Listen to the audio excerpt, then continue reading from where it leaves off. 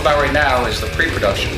This is the first time we've ever had any kind of pre-production for any one of our records in our entire career. Writing the music on the computer was not only a great help to myself, but the entire band, and I think was a gigantic help in making Majesty and Decay one of the strongest records we've ever done.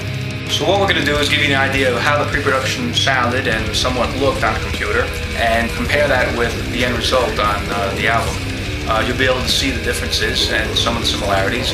The main thing is that you'll see how we were really able to listen to the songs and learn them and practice with them, because they were very much in the same feel as they would be for the record.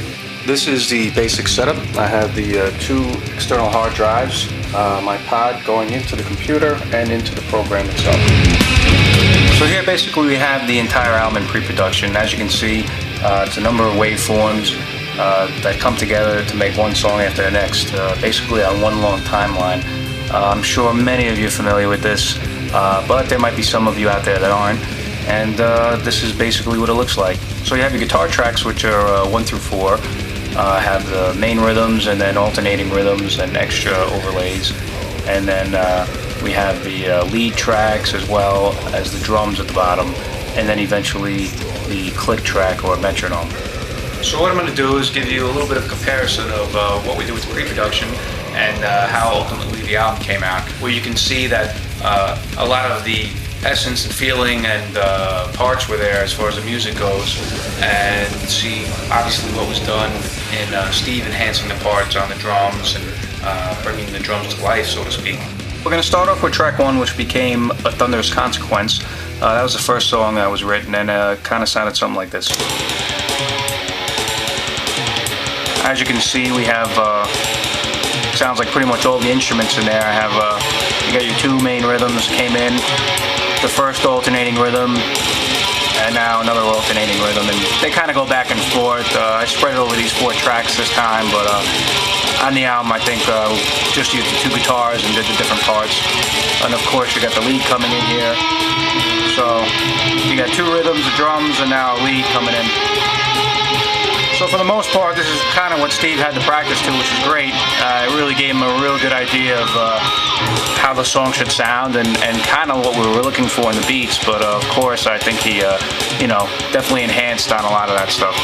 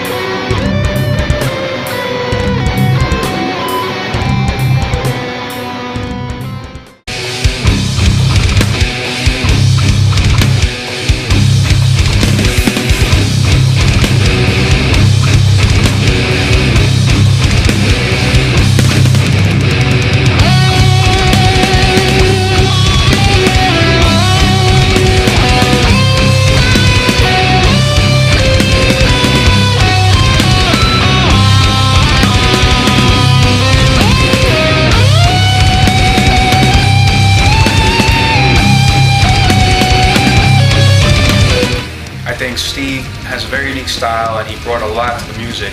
A lot of the main parts were there as far as the drums go, but there were basic ideas, and although a lot of that remained somewhat the same, he would always add his elements to it to really bring it to life.